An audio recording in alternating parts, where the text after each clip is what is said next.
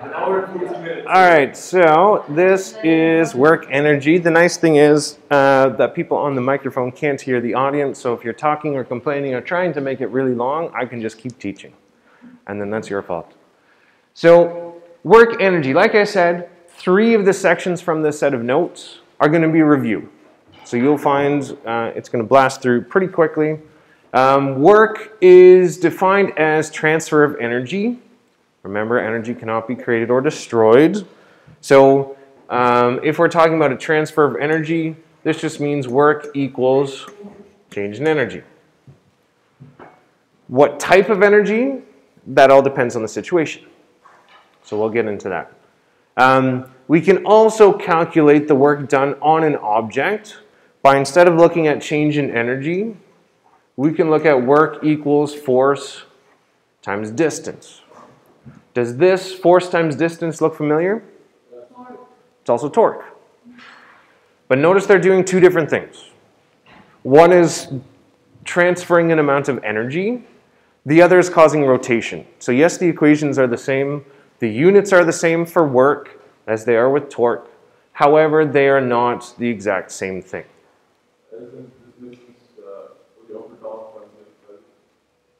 Yeah, or at an angle. So yeah, I said this part. Do you have a question? Okay. So same as torque, we just covered all that, but it is not the exact same thing. So let's look at some examples. So work against gravity. This is one type that we will deal with.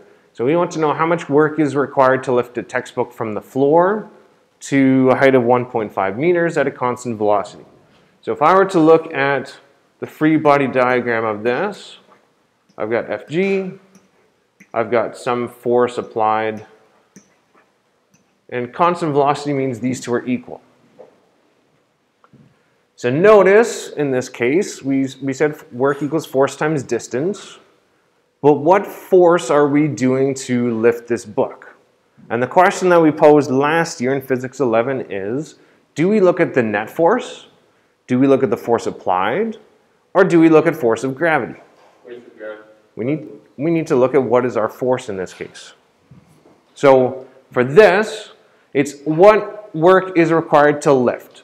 What force is causing lift? Force applied. So in this case, we're dealing with force applied. If I asked, what is the work done on the textbook by gravity? Force of gravity. If I want to look at what is the total work done on the object, F net. So your phrasing of the question is important to figure out which force we use. In this case, force applied. So work equals force applied times the distance. We don't know what the force applied is, but how could we get that? It's equal to Fg. It's equal to Fg. And Fg is just mg, so it's mgd.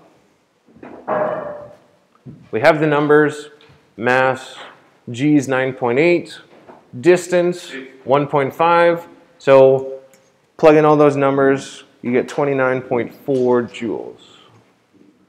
Right, 29, yep.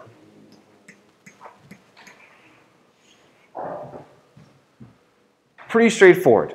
And this mgd, you might have seen something familiar to that, which is mgh. It's actually basically the same thing. Since the velocity is constant, what does that tell us about the net force? 0. F net is 0. 0 newtons. Why does F net equal 0 matter in a case like this?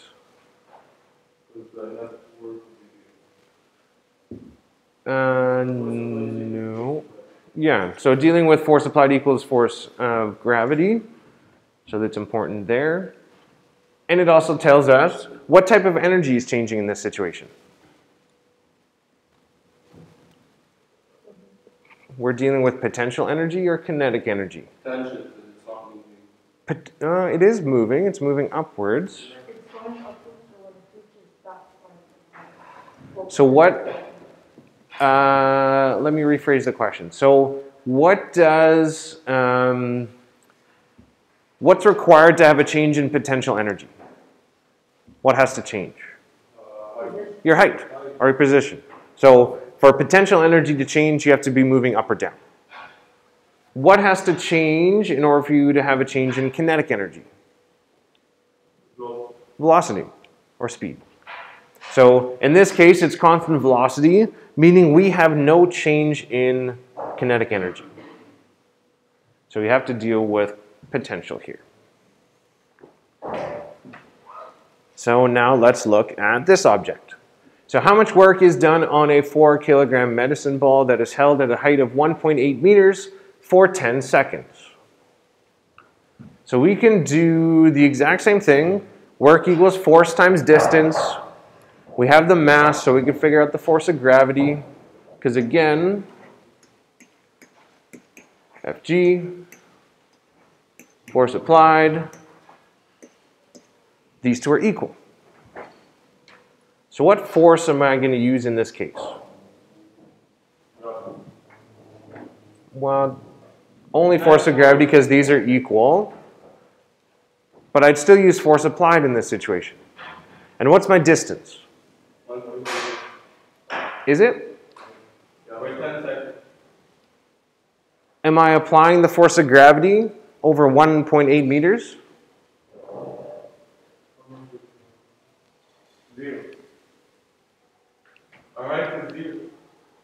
Our change in distance is going to be 0. Because remember, with this, it's force times the distance that that force is applied, not its height that it's at. So you are not moving this 1.8 meters. You're moving it 0 meters. So therefore, your work is equal to force applied times the distance, but the distance traveled is 0. You're not moving. Did I do the example in class of last year, 2 people, 1 person holding a whole bunch of textbooks and someone lifting a pencil? Yes. Was it with you? No, I haven't. Okay, I'll get to your question. So it's the same thing that I showed last year. So I can have Hesham hold a whole bunch of textbooks and stand still, and I can have Danny lift up a pencil, and Danny's doing more work. Hesham's applying a whole lot more force, but because he's not moving, Danny does more work. Okay. Yeah. So it's not the distance relevant to the ground, it's relevant to the force that's applied. Exactly. So it's work depends on how much distance you move. Whereas if we just look at what is the potential energy, it's height relative to something. So height relative to table, relative to the floor, relative to the sun. This is how much did you move. So because it's not on an angle. Whatever surface it's on, it's been there for 10 seconds, it hasn't moved, so the distance is 0. Yeah, and there's no change in energy, right? It's change in energy. So if it's not moving, 0 velocity, there's no kinetic change. It's not moving up or down, so there's no potential change. So the work has to be 0. Why doesn't it represent change? Because I wanted to show it this way, because many students get confused by this. So rather than change in distance, Yeah, it's more technically change in distance, yeah. Yes, I like that. And then, so for make it make more sense, if I just try to apply equals the change in distance. Yeah, you could do it that way. you have negative work Yep, definitely. Yeah, if you're starting up here and go down. and you go down, you lose energy. The ship in Suez Canal, they had a negative work. Did you see the wall thing? It didn't move. There Yeah. was an advertisement, like Burger King, they made an advertisement of the double Whopper because it's so big that it's built this Suez Canal and they put it on the big front. Can I just say one thing? Yeah. In the thing this morning, I think that guy was pretty good, actually. And I think it's very important that you guys especially grade 12s that go to university, that A, you know the courses you need, which may be too late now, to the degree that you're thinking of going into. Okay? And for grade 11, they should really be focusing on that. B, that word accreditation is very important. You may get an engineering degree from Spain, but won't be recognized anywhere else in the world. So the only place you can work engineering-wise is in Spain. So make sure the university you're going to, that degree is transferable. I'll give you an example. Doctors from Pakistan and India and places like that come to Canada with a degree in medicine that is completely unrecognizable in Canada. So they can't be doctors. Even though they probably were doctors in India and Pakistan, they end up being taxi drivers, Uber drivers, because our universities and our colleges of physicians, colleges of engineers, colleges of teachers, the ones that credit and give you the right to do that, don't recognize the courses you took in the country you went to. Okay, so that's really important. And the second thing that I think you think is maybe boring is you better know who you are in your branding.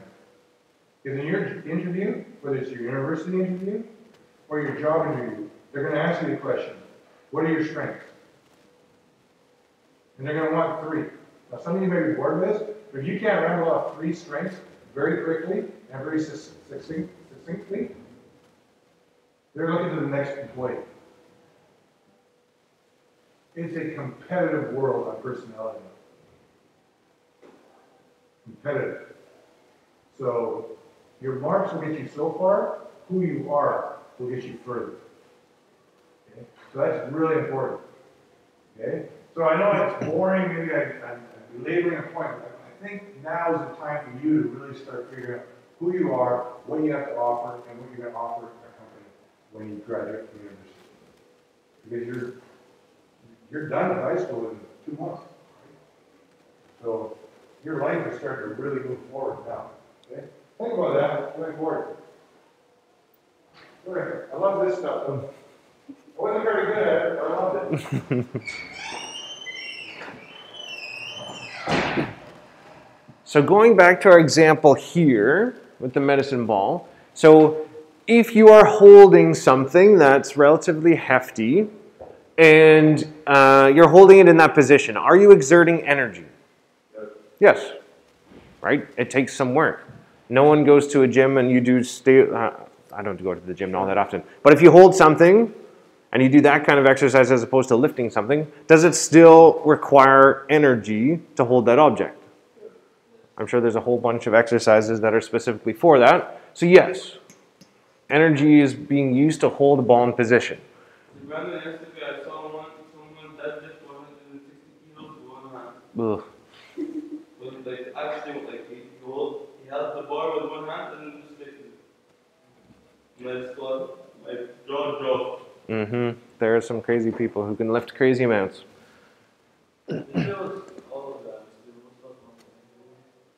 I don't know that you'll be able to hear it, but it might be. 3 minutes of 3 minutes of Mr. Mo talking, yeah. I could have given the microphone and been like, give your speech to YouTube. So is work actually being done on the ball? No. Work is not done on the ball. Where's the work and the energy going towards? Opposing force. Yeah, opposing the force, going to your muscles, really, is where all the energy is going. So no, not onto the ball. And as we said already, work is 0. Yeah, because you also need units for that. So work is 0 because there's no change in distance, or work is 0 because it's not like the same thing?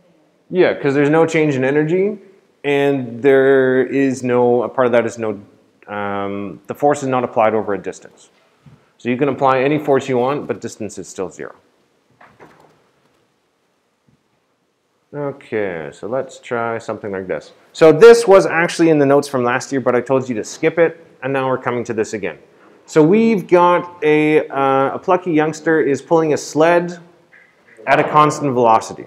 So by now, constant velocity should be popping up into your head and telling you specific things. And he's going to pull this with a force of 35 newtons. at an angle of 40 degrees to the horizontal. And we want to know how much work is he doing to pull this sled. So first, it says let's draw a free body diagram. So let's look at what this looks like. Here's our sled. What are some forces that we got here? Force of gravity. Yep. Then Force of gravity, that's a good one. Fn. Force applied, where's the force applied? to the right, 40 degrees. At 40 degrees to the horizontal. So here's force applied. Force of friction. Here's 40 degrees. And we got some friction.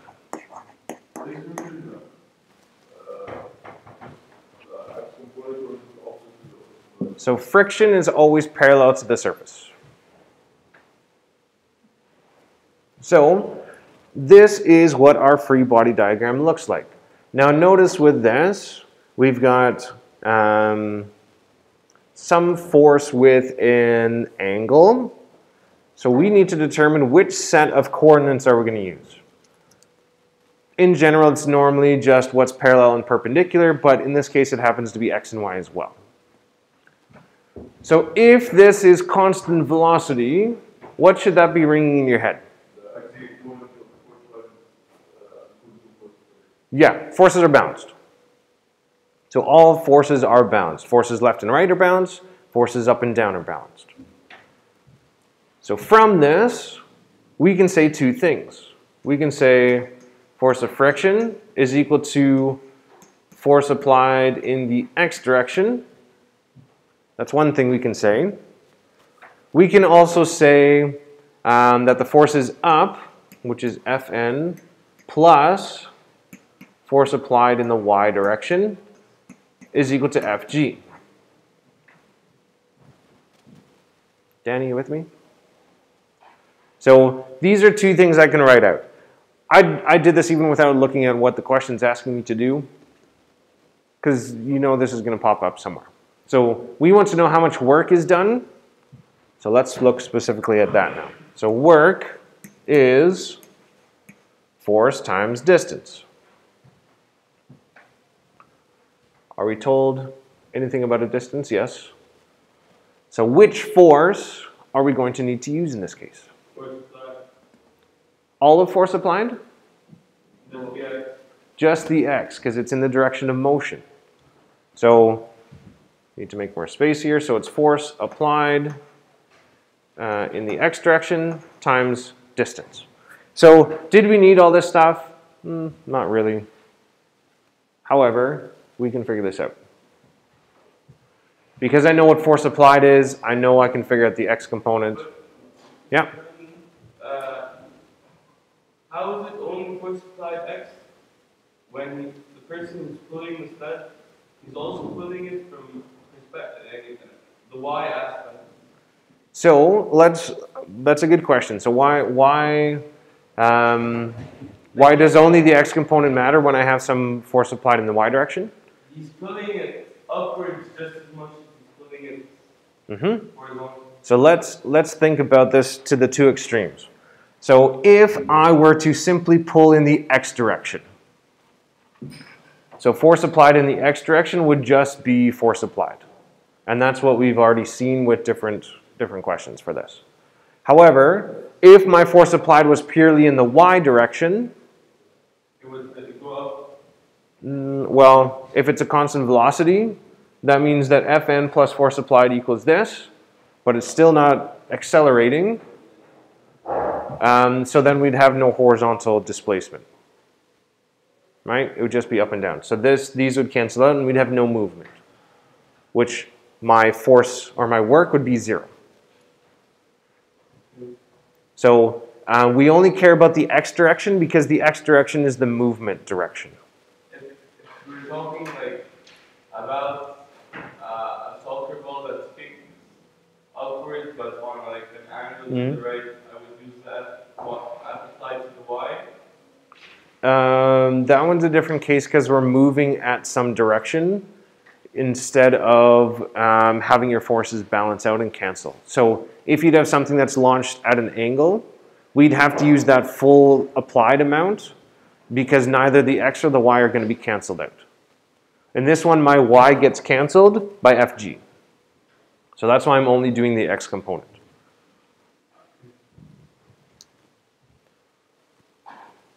So from this, we can now calculate it. So force applied, we know what that is, right? We're told 35.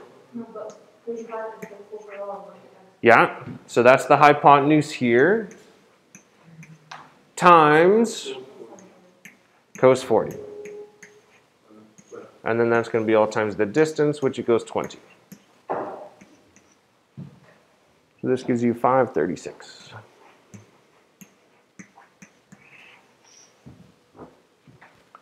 So this is what you're going to need to do. You'll need to figure out what component of the force is in the direction of motion.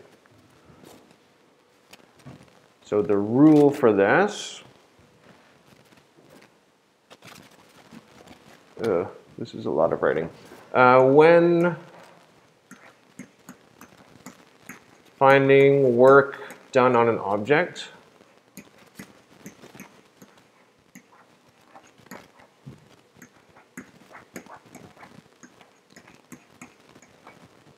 only use the component that's in the direction of motion. So only use what?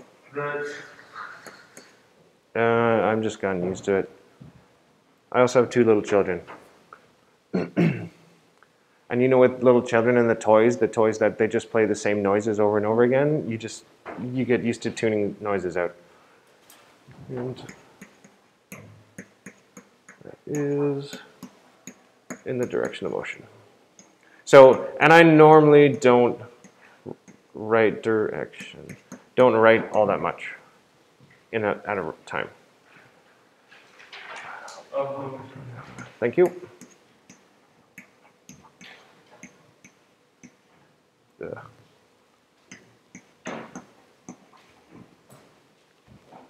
Yeah, but it's not fun writing up on this.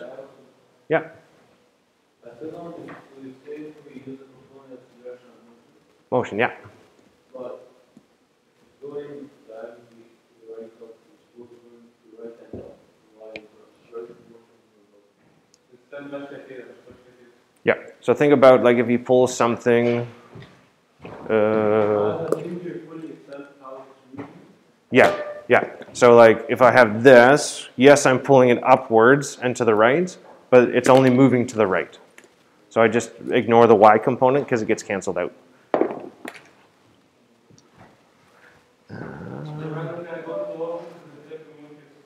Yep.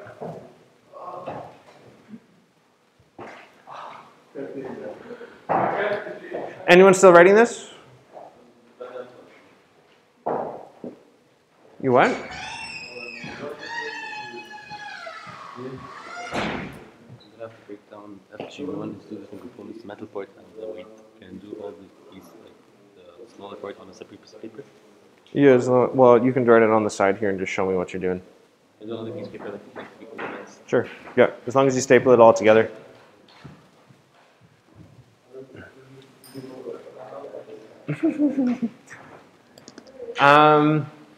So I will admit this is not my set of notes, and whoever made this set of notes is not a huge fan of biology students. So if you're a biology student, I apologize for that. Because we've got a biology student who is brilliantly pushing a rope 15 meters across a flat surface. If the student pushes the rope with a force of 220 newtons, while the friction force is 120, we want to know how much work the student is doing.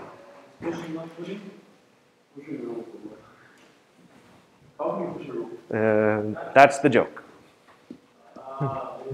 Yeah. Have you ever tried to push something with a rope?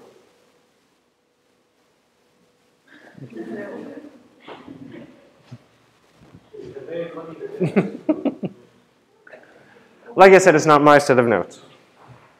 So we want to consider how much work the student is doing. So let's look at a free body diagram of this situation. We've got force of gravity of the rope. We've got a normal force, force applied, and force of friction.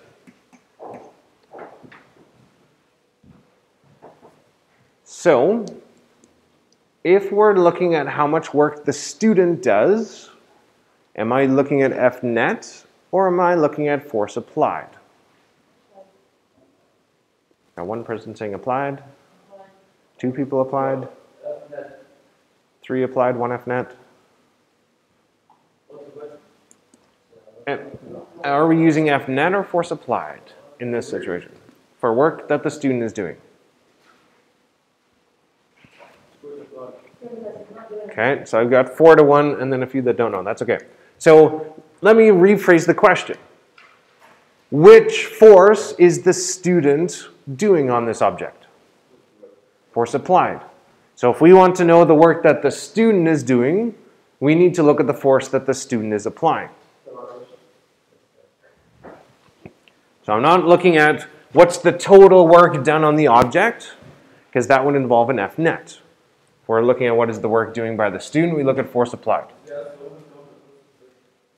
Yes, but you're still applying a certain force. So even if there's a higher amount of friction, so if friction gets higher, you're still doing the same amount of work. Just the friction applies how much. That doesn't really. The only thing work depends on is the force and the distance. So it doesn't matter how much friction there is. Yes, you're going to have to push harder, but you're still going to do the same amount of work on the object. Yep.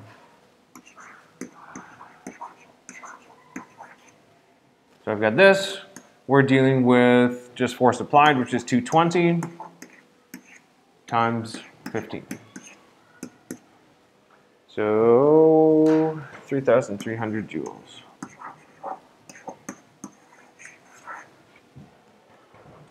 Questions with that?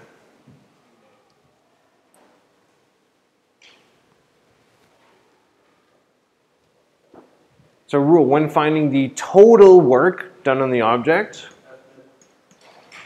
F net. If we're looking at the work done by a student, force applied, or whatever it is. So just like, what was the other thing? So remember when we talked about acceleration due to gravity, or was that too long ago? When we said, what's the acceleration due to gravity of the Earth? Or what's the acceleration due to gravity of the Sun at a certain point? So it's the same thing. It's all given in the question what you're looking at. Why don't we round the 45%? Because that's not exact enough.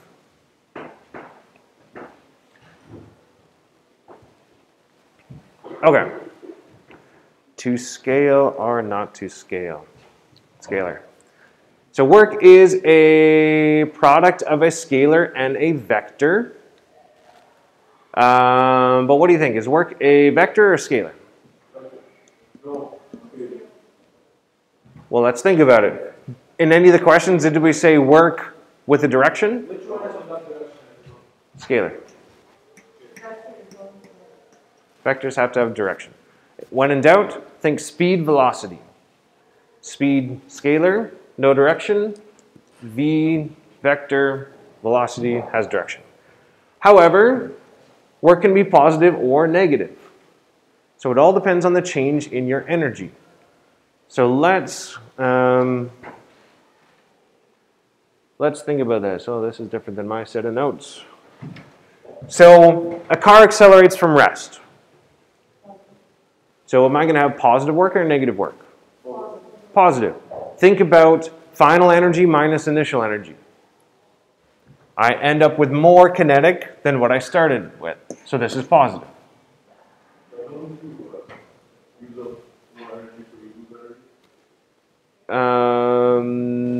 No, because we're just dealing with kinetic and potential energy, and that's it. So we're not looking at what's the efficiency of changing the fuel into movement. We're looking at, just for the car itself, what's its change in potential or kinetic energy. How about a skater coming to a stop? Negative. Again, had kinetic energy, finished with none. Ball rolling down a ramp.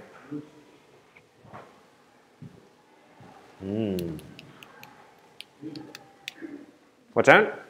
Neutral? Let's think about this. So how does my kinetic energy change in this case? Yeah. So in this, so energy kinetic is going to increase. What's going to happen to my potential energy? This one decreases. So depending on what happens in your question, well, we start off with more potential energy. We'll lose energy due to friction. So I will end up with less kinetic energy than potential. So that means that I think it's going to be negative overall. But for now, this is what I want you to know. The logistics behind it is a little bit more complicated. Yeah? So the first one, you said that there is a change in kinetic and potential? So in the first one, when your car accelerates, you have no potential change unless you're going up a hill. So there's a change in kinetic energy? Yeah. Yeah, so this one's positive because if we're looking at this, EK final is going to be greater than EK initial. And EK initial is 0? Because it starts from rest, yeah. So if this is the case, if I'm looking at my change in energy, it's going to be EKF minus EKI. Since this one's bigger, it'll be a positive outcome. So this one, I'm just going to write it like this. So because there's not going to be a case where I tell you or give you a situation where both are changing and ask for the work done, I will isolate them.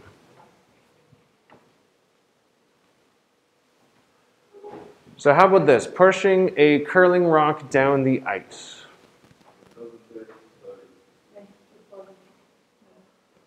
Yeah, so how could you tell? So you are pushing it. So if I'm looking at what is the total, I don't like this question because it's very confusing. If you're looking at the total, if it's a constant velocity, 0. If we're looking at what is the work done on the curling rock by the person, it'll be positive. What's that? So on the curling rock, if we're looking at work done by the person, positive. If we're looking at the work done by friction, negative. If we're looking at the total work, I need to know if it's accelerating or not. So I don't know how you want to write all that down. But it's very different than what I have on here because this is just confusing. So it depends on what we're looking at. So if we're looking at work by the person, it's going to be positive. If we're looking at the work done by friction, because it's in the opposite direction, it's going to be negative. If we're looking at work total, depends. Depends on if we're accelerating, depends on if we're constant velocity. So that's why I don't like this question. But essentially what you're needing to look at is what's your change in energy. What is a friction Because a friction is opposing the force. So if we talked about work is force times distance, the force is negative. So it goes the other way. So I guess technically with this one we could look at if we're dealing with the work done by gravity, it's going to be negative. Because again, negative force.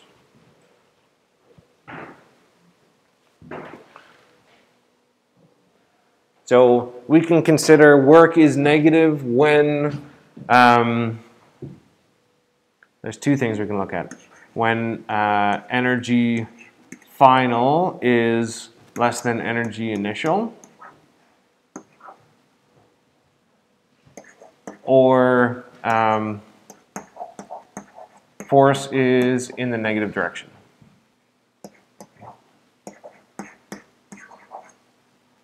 Negative direction. Also, you could phrase it as opposing, or force is in the opposite direction of motion.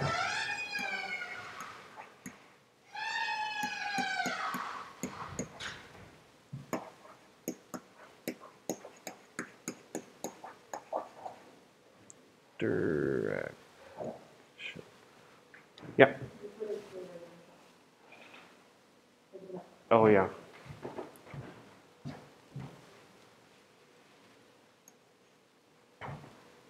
Feeling better? Okay, good. All right, I'm almost done. I know that's been a lot. I'm going to cover the types of energy, and then I think that's it. Because I'm going to stop at conservation of energy, and I'll cover that tomorrow. On your sheet of paper, is there something after this? Still more? Oh, okay. That's why I split this up into 2 sections instead of just doing 1. So there's different types of energy. I'm not going to go into all the details of that. We mainly will deal with 3. Potential, kinetic, with a little bit of thermal, which is heat. So those are the 3 that we're mainly concerned with. Potential energy is our stored energy.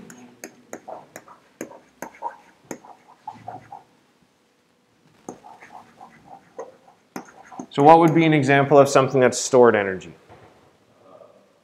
Other than gravitational potential. A slingshot. Slingshot, yeah. You pull it back, it has the potential to fling something. What else? That's still dealing with potential with gravity. Yeah, again, that's gravitational potential. Food, chemical potential energy. What's happening in my stomach? What's happening in your stomach has a potential to explode, yeah. Seafood, like explosives. Yeah, so explosives have the potential to cause some destruction. We've got electrical potential in the clouds. That's being stored up until you have a lightning storm. You've got potential in gas, to either be burnt in a car or to heat up water. So potential, anything that's stored inside of an object, or yeah. And potential energy is all relative. I'm giving all this away already. Okay, so EP, mgh, that's the equation for it. Potential energy is always relative. What's my favorite type of energy?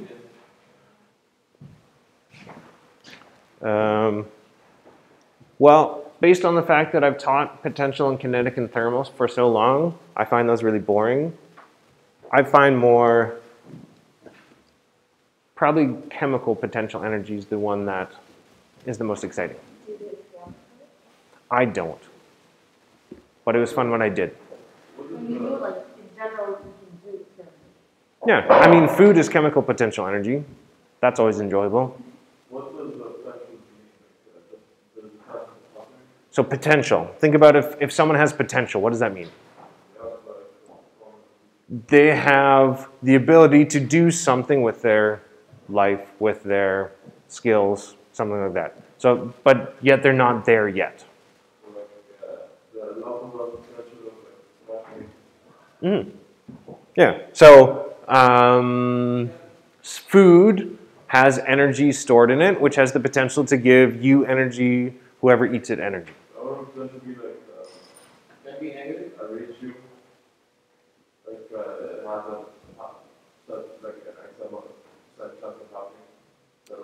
has I mean, you can deal with a percentage of what energy is transferred to whatever object. So, like for instance, food, it only has a certain amount of energy that it can give you. Calories is how we can call them.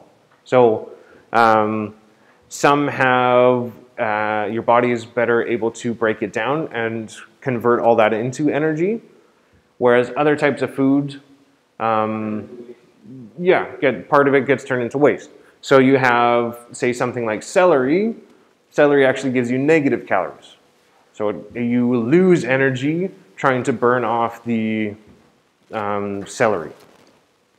So it doesn't give you energy, you actually lose energy from it.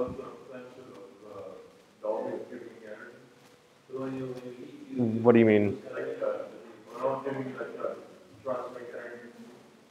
Yeah, so it's essentially like a transfer of energy to you. So you guys know the equation E equals mc squared? Do you know what that means? Mass times speed of light squared. So this means if you were to convert all mass, or a specific mass, so let's say, I don't know, let's take my pen. So if I were to convert all the mass in this pen into energy, the amount of energy would be this mass times the speed of light squared. It's a very powerful amount. That's probably more than, I don't know how many atomic bombs. Yeah, or 3 times 10 to the 8 meters per second. Yeah, the thing is, there is nothing that can convert this directly all into energy. Yeah. So, You have to watch I have too much what? You have to watch Oh, I know. Well, I know what it is. I started yesterday. Yeah, it's a Marvel comic, so of course I know who it is. I thought it was too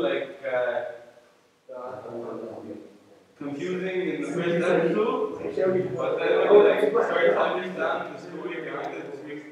Yeah, it's about a person with split personalities. Yeah. So the potential energy is like the number is how much energy has potential transfer. Yeah, and so because we're dealing specifically with gravitational potential energy, it's the potential to fall is essentially what that is. So that's why this one's relative, because we can talk about, okay, how much can it fall?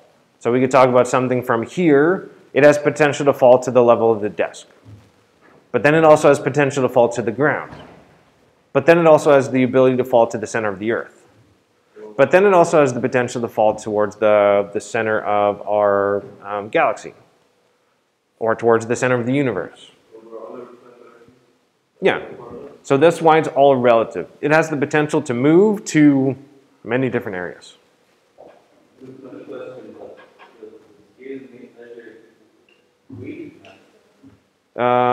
So it shows a mass, but it's measuring the weight.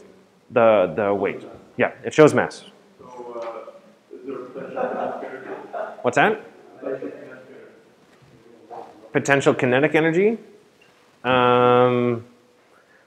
No, like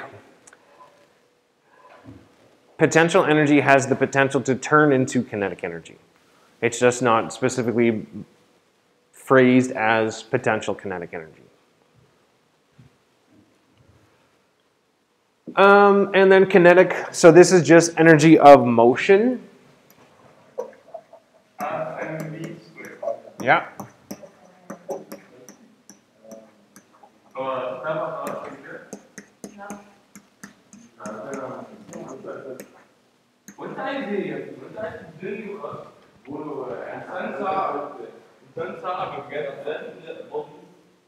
And that's pretty straightforward. There's a derivation over here.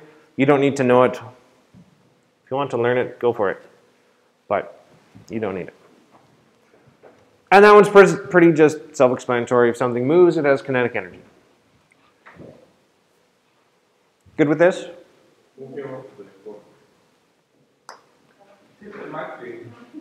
Lots of formulas.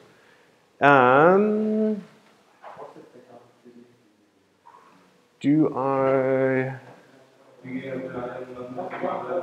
Don't worry about the graph here. You don't need to know that. You can go ahead and learn all about it if you want. Is it the word of the thing underneath the line? We take this in chemistry. Yeah, and you might also, in calculus, you can figure this out too.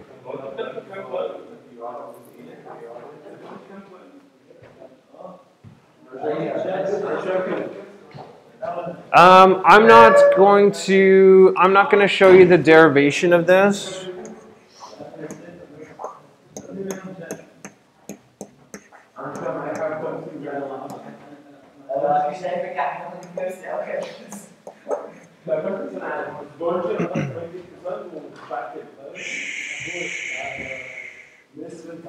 So this is your this is the equation for the work energy theorem. I'm not going to go into the details of where that comes from. If you want to see them, you can go and look at the completed notes I posted up online. I don't think that's important at this point. You just need to know that this works. And this just simply comes from, I mean, you can think about it, this is just work equals these. So there is a derivation for it. And how it relates to a graph is kind of what he talked about. It's the area under the graph. So if this is force, this is distance. If I'm going to times those two things together, it's the area between the graph and my x-axis. And you can see how this would be related to chemistry, or not chemistry, sorry, calculus, if your line is wavy, or you have some sort of curve. What? Yeah, in calculus, it's, if you do the derivation, you look at what the slope is. If you're looking at integrals, it's the area between 0 and whatever your curve is. So, this formula equal to work? This is equal to work.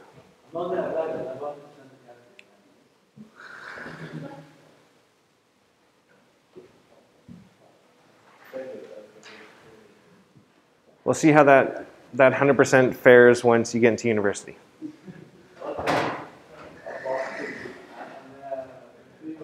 Although when I was in high school, I found calculus much easier than I found pre-cal. But I had the same teacher for both.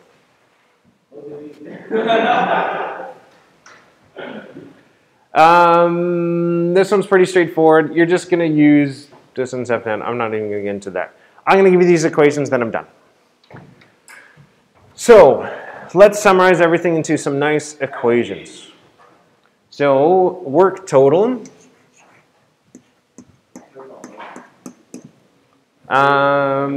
Actually, I'm not going to use work total. I'm just going to say work.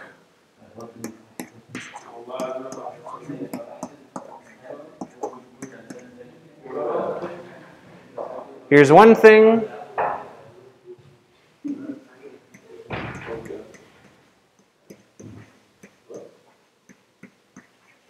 Here's another thing. And the last one that I haven't talked about, but I showed you last year that you'll need to remember.